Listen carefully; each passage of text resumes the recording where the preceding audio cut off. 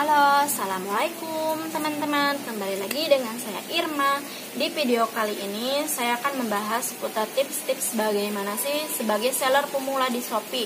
Gimana caranya pecah telur pertama ya? Pecah telur pertama tuh gimana, ini bahasa biasa disebut sama seller-seller di komunitas Shopee ya, di Facebook itu kan aku masuk anggota komunitas gitu, seller Shopee. Katanya gimana sih biar kita pecah telur kayak gitu, istilahnya tuh ada pembeli pertama di akun Shopee kita ya, akun jualan kita. Nah gitu. Jadi buat seller-seller pemula wajib banget subscribe channel aku ya, nanti kita belajar bareng karena aku juga masih belajar ya teman-teman itu. Cuma apa yang sudah aku pelajari selama ini nanti aku bagikan sedikit demi sedikit ke teman-temannya. Jangan lupa di subscribe ya, oke? Nah oke, langsung aja. Kalau udah subscribe nih teman-teman wajib banget pantengin terus channel aku ya, karena nanti ada tips-tips selanjutnya. Nah, aku mau sharing aja dulu ya. Jadi aku tuh buka akun Shopee itu dulu tahun 2016 awal kalau nggak salah ya.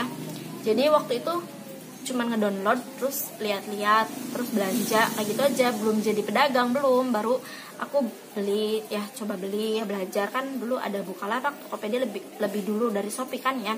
Nah, terus oh ternyata kayak gini, Shopee murah-murah ya, harganya kan murah-murah. Terus ada namanya promo free ongkirnya kan dulu mantap banget tuh, belanja sekian tapi free ongkir sampai 90.000 ya. Zaman dulu tuh enak banget tuh seller yang dulu.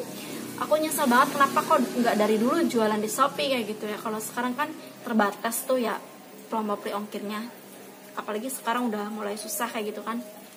Nah jadi sharing dari awal mula aku kenal Shopee ya.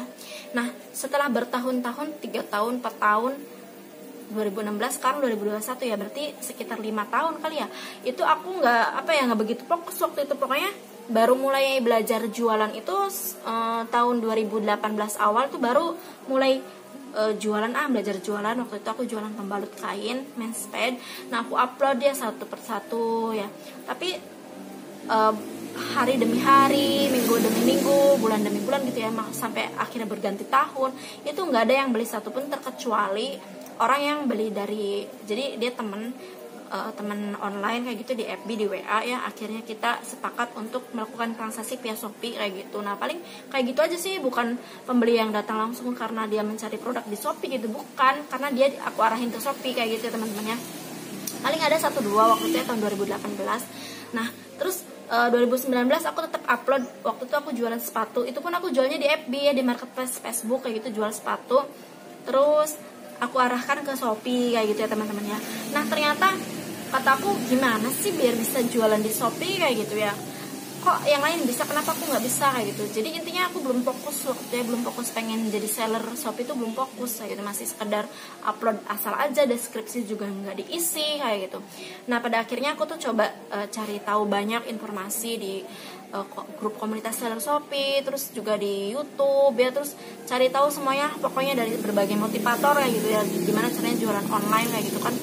Banyak banget yang ngasih tahu kalau kita tuh harus punya toko online sendiri ya. Kalau lebih bagusnya lagi sih website sendiri kayak gitu. Cuma kan karena kalau website mungkin berbayar dan butuh dana yang lebih kayak gitu. Jadi sementara mungkin aku di marketplace dulu aja, sementara Shopee, Tokopedia, Bukalapak kayak gitu ya.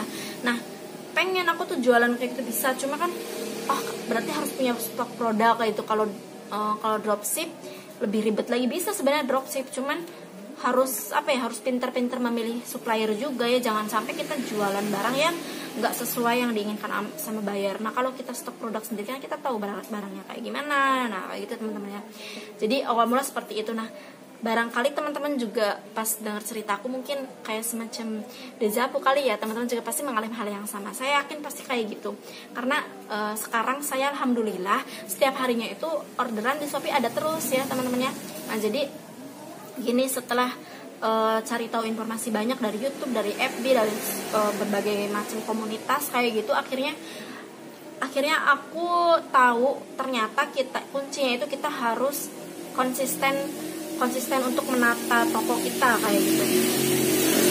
Penampilan ya, terutama penampilan tokonya tuh harus menarik, harus rapi. Terus dari dari deskripsi produk juga harus lengkap ya. Nah jadi teman-teman belajar dari sini aja buat seller pemula ya, buat seller pemula yang sedang kebingungan bagaimana caranya berjualan di Shopee. Jadi teman-teman harus menata tokonya terlebih dahulu. Kalau mau lebih lengkapnya lagi, teman-teman bukanya dari laptop, itu ada seller center, tuh diklik aja, nanti kan ada apa sih namanya ya, pokoknya mengatur foto-foto tampilan utama toko. Nah itu dari seller center ya. Kalau dari HP itu nggak bisa ya teman-teman ya, paling foto profil sama foto sampul aja ya kalau dari HP. Nah jadi teman-teman dari aplikasi seller center itu bisa teman-teman tata tokonya semenarik mungkin ya. Nah setelah teman-teman bisa menata tokonya, itu teman-teman harus menata produk yang dijual ya, dari judul produk itu gunakan kata kunci dari produk yang banyak dicari orang. Misalkan teman-teman jualnya apa, jualnya contohnya elektronik, misalkan casing HP ya, hard case atau soft case kayak gitu. Nah teman-teman gunakan judulnya itu yang biasa orang lain cari di kolom pencarian ya. Jadi posisikan teman-teman sebagai pembeli dulu ya, jangan sebagai penjual. Kalau teman-teman mau beli produk, itu biasanya teman-teman ngetik apa di kolom pencarian itu. Nah, itu gunakan itu sebagai judul ya. Tapi dari produk satu dengan produk yang lain jangan sama judulnya, harus ada pembeda. Misalkan hardcase Samsung, hardcase Oppo misalkan kayak gitu ya teman-teman. Jadi ada pembedanya, tapi tetap gunakan satu kata kunci yang biasa orang mencari. Nah, pertama judul produk, setelah itu deskripsi produk. Deskripsi ini penting banget karena apa?